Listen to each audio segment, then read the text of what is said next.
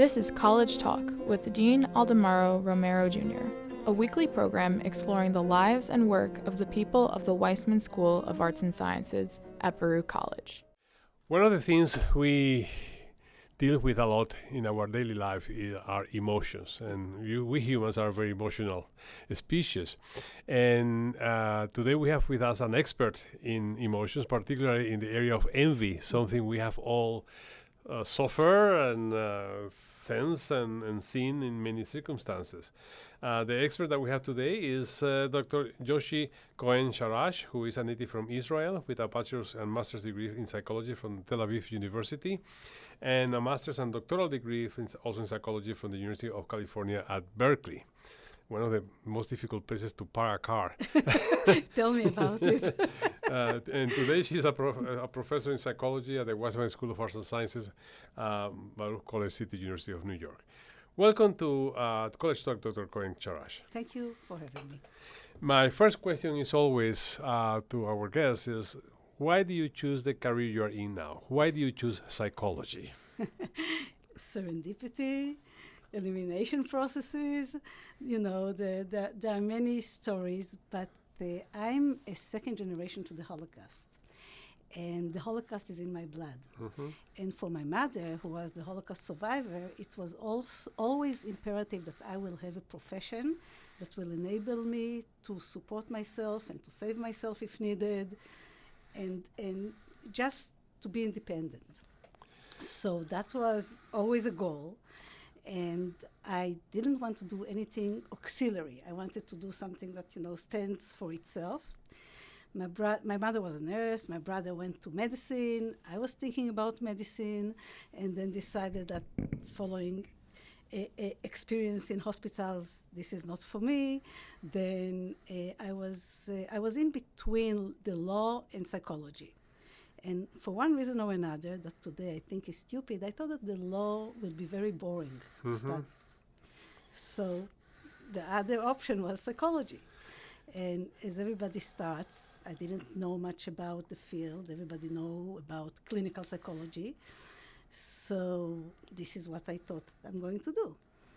But following therapy, I decided that this is not for me either. So after graduating, I decided to take my time and think about it, and actually it was a very difficult time, not knowing what to do, where I'm going, and I really missed university. So I got into the business school in Tel Aviv University, into the organizational behavior program, which combined psychology and business, so it seemed cool to me. And it was fantastic. I really enjoyed and loved every minute of it.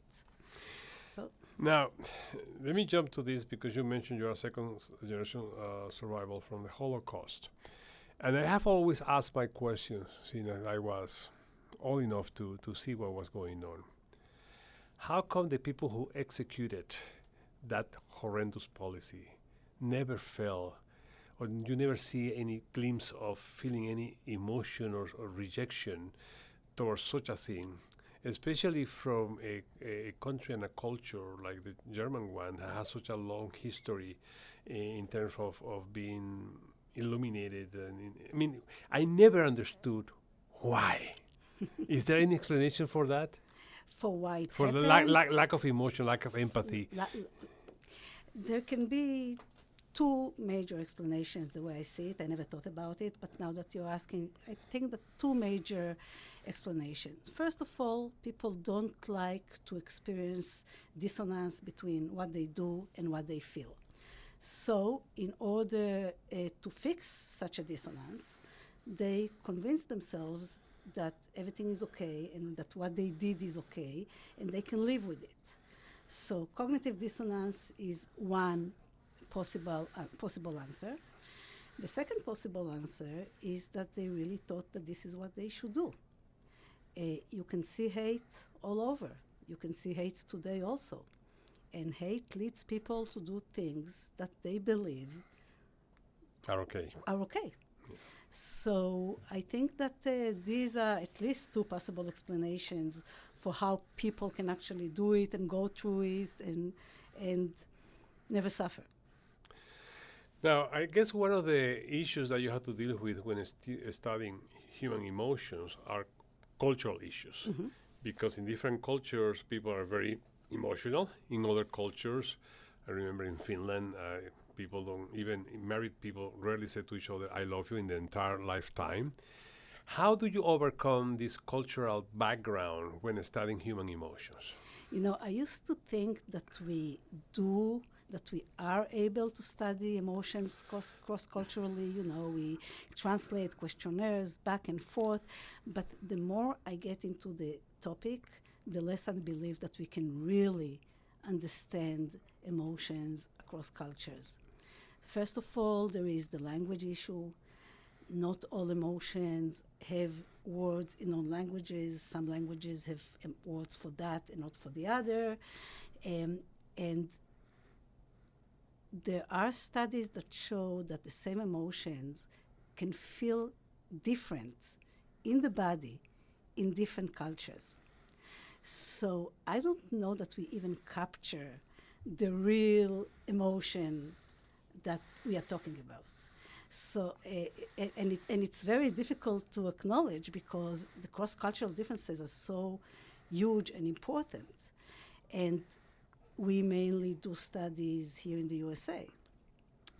But I think that one reason why we might not always replicate results is because we simply study different things.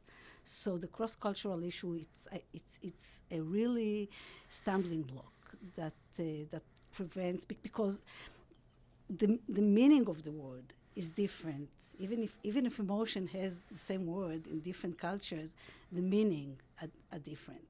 What instigates an emotion in one culture will not do it in another culture. Yeah.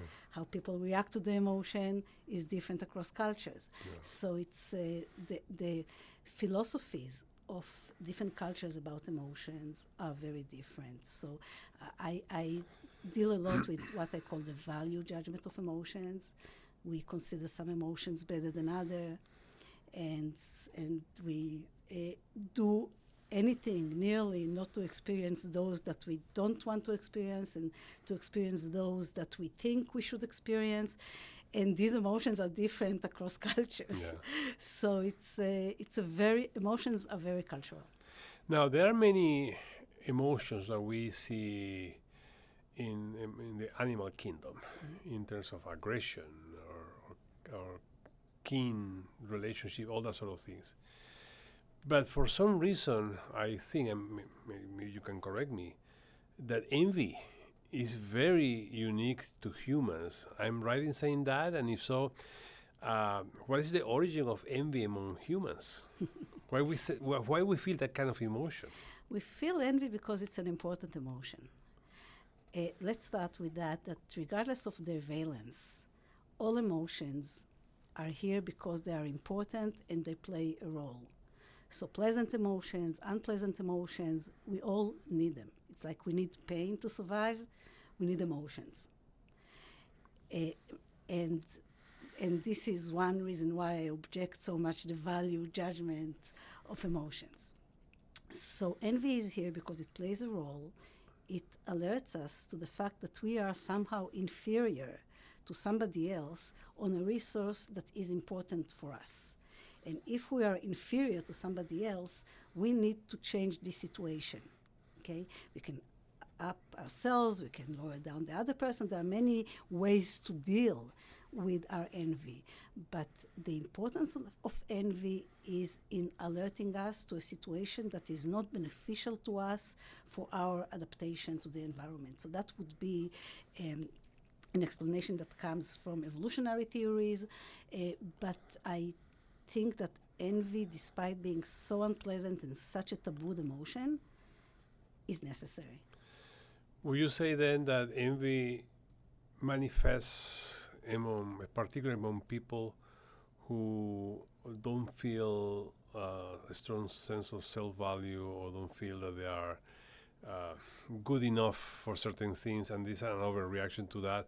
Or is envy something that anyway happens no matter how self-confident are you of yourself? So envy occurs to everybody. It's clear and cut. Everybody experiences envy. What they do with it might depend on their self-confidence, on their self-esteem. And by the way, self-esteem is not a real good thing to deal with envy. Like people that have high self-esteem actually are not good. They self-handicap in order to protect their self-views. But the emotion is experienced by everybody. Everybody, of course, will experience it for some other reason. But it's a very natural emotion that has been recognized since biblical times. And some say that envy is a major motivator of even economies, keeping up with the Joneses. So it plays a role in every aspect of our lives. I know there are some people who talk about benign envy, malicious envy, but by reading what you have written, I don't think you totally agree that it's such a distinction. I actually totally disagree with that distinction. Yeah. I think that these are simply terms to denote different reactions to envy. So some people, and we know that some people react to envy by upping themselves, others by lowering the other. Still other people react to it in a completely different way. They escape situations, they convince themselves that it's not important. There are many ways of dealing with envy.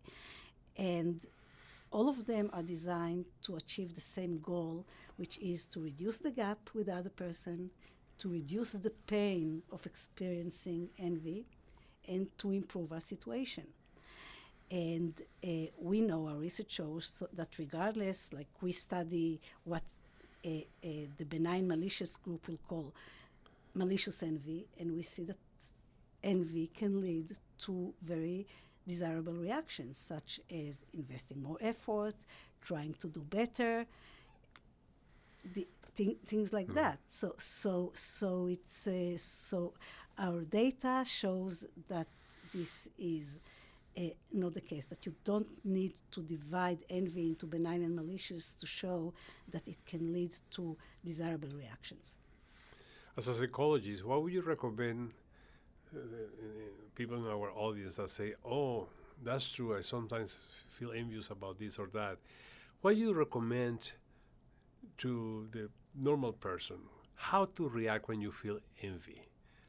What should be your best position in that circumstances? So this I say based on my logic, not based on my research necessarily, but I think that the first and most important thing is to acknowledge that you are envious, because our research shows that people are unwilling to acknowledge their envy. They can easily identify it in other people, so we give scenarios to people, and in one the scenarios are identical, just that in one scenario we ask the person to put themselves in the shoe of the protagonist, and in the other scenario it's somebody else.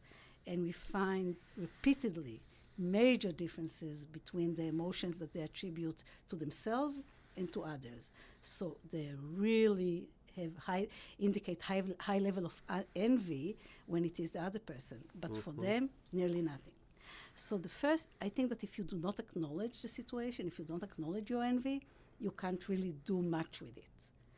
And once you own it, you say, yes, I'm envious, and that doesn't make me a horrible person, then there are many ways to deal with it, and different people will choose different ways depending on the situation. I do what I am trying to do myself when I experience envy, and it's to think that nobody has it all perfect. So those people who are better than me that I'm envious of in this point probably have things going much better than them in other areas of my life. So it balances, but I think that the most important part of dealing with envy is acknowledging that it's there. Now, how we can differentiate in a situation in which we feel that something is unfair or something is unjust or it's just a product of envy? How can we differentiate? Because I think these are three different things, right? These are two different things that are very highly related, and you can say that when a situation is unfair, people will feel envy. But you can also say that when the situation is unfair, people will feel resentment rather than envy. So some think that envy is not an outcome of injustice, like Rawls, for example, the philosopher. In his theory of justice, envy and justice are unrelated. Another option is that people use the injustice argument to self-protect when they experience envy. So, no, I'm not envious. It's simply unfair, which is another thing that we find in our research. And of course, the trick is to find out when, because things can really be unfair. So when is unfairness leading to envy, if at all? And when do we use unfairness as a reaction to envy? But definitely because both situations can occur in very similar situations, like both emotions, both feelings of unfairness and envy can occur in the exact same situation. It's very difficult to differentiate between them. So this is something that we are struggling with in the lab. Can we say the same thing when we feel that we have lucky or unlucky in a particular situation? Because obviously that is how things happen. Mm-hmm. Should we take a more cavalier attitude to say, well, too bad luck? Mm-hmm. Or should we read more into that? Well, sometimes it is bad luck. I think that we underestimate the importance of luck in life. It's like we are raised to think that we can do everything and anything and it's all up to us. I think that luck has a major role in our lives. Let's start with, this is my philosophy. But we can definitely use the unluck narrative to say, yeah, it's not because I did something wrong, it was just because I was unlucky. The question is, what is the goal? You are in an inferior position in something. What do you want to do next? Do you want to improve yourself? Do you want to change it? If you want to change it, then you really want to acknowledge it and try to figure out where you did something that you shouldn't have done or didn't do something that you should have done. But if you don't, if all you care about is feel good about yourself, then saying that it's unfair or that this person is lucky, it's very easy and it's legitimate, you know. Not every time we can actually change situations. Should we differentiate between being a competitor, someone being a competitor, an adversary, or an enemy? Should we make clear distinctions between the three? Absolutely, absolutely. Because we treat competition as something that is actually positive, right? Because like it supposedly increases, we better ourselves, we try more, we try harder. So yeah, and many times organizations actually encourage competition. Like anything else, too much is not good. So we don't want too much competition, but rivalry means that there is also a negative feeling, an unpleasant feeling about the other person. Okay, and oftentimes they will co-occur. But there are different things because you can have rivalry without competition. And you can have competition without rivalry. So we definitely want to differentiate between them. It is a fair thing to say that in sports we see both together, competition and rivalry in sports. In sports, well, it depends. Sometimes the competitor is actually somebody that you really admire and that you really appreciate, and then they will, it won't be, yes, it will be disappointing, it will create envy, but you will not hate that person. Okay. But at other times, of course, they can co-occur. Another area that you have worked on is job satisfaction, measuring job satisfaction. And I once read a survey, and I'm not sure if it was accurate, that showed that most people actually are not doing the kind of job they would like to be doing. there are very few people who actually are that. Actually, in academia, is where we find most people who chose academia is because they really like to do what they do with research and teaching. Is that a fair assessment that most people are not and don't have the job they really like to do? I don't know, because usually surveys show that people are satisfied with their jobs. So people can, what we call, craft their job. So if they are not satisfied with their job, if they don't like their job, they can change it. I think that nowadays people really transfer from one job to the other. It's a very different model than it used to be, that you would be in the same place forever. Now people, like every 2 years, they feel they need to move. I don't know if it is because they don't like the job or because they want to take advantage of the move to improve their position. But I really don't know what to tell you. I really don't know that people in general don't like their jobs, or at least they don't admit to that. Now, based on your studies, to what extent do you think that the leaders of organizations, a corporation, a government entity, and the like, should learn about measuring and understanding job satisfaction among their employees? To the extent that they are willing to do something about it, they should. If they just give the survey and do nothing with it, they shouldn't, because that will create more frustration. So if you really care about the well-being of your employees and you really want them to be happy and satisfied in their jobs, and by the way, job satisfaction, we talk about job satisfaction as a general construct, but we also have facets. So a facet of job satisfaction will be peers, salary, conditions of work, manager. Everything can influence job satisfaction and can be measured specifically. Okay, so we can talk about the general job satisfaction and about its facets. And with the facets, of course, you can be happy or satisfied with one aspect of your job, but not with others. So, but organizations, if they are willing to do something about it, then yes, ask. But if not, don't bother. Don't waste the time and money of yourself and your employees, and don't create extra frustration. Another area that I found fascinating that you have been working on is investors' mood and the market.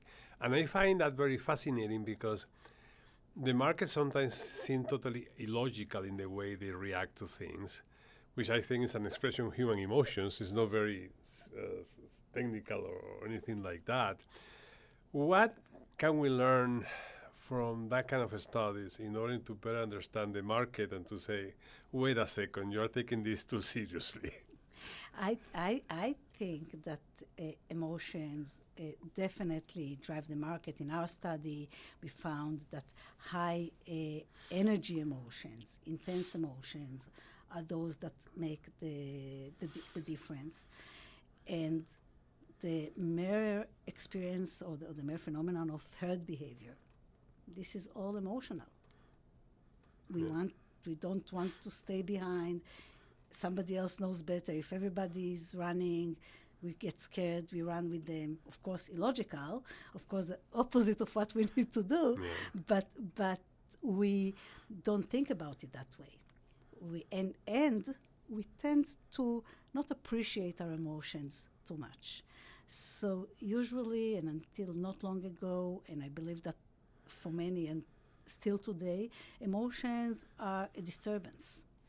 We like to think about ourselves as rational people who make decisions rationally and don't let emotions influence us, which of course is not true. And we wouldn't like to make decisions without emotions, because then the decisions will not be good.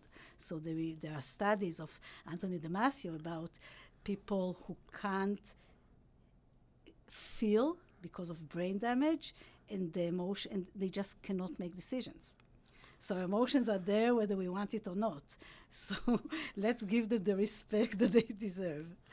In the minute that we have left, I wanted to ask you a question, which is when you talk about these topics with your students, do you get a sense that by listening to what you have to say, reading about this kind of research, they start to understand themselves better?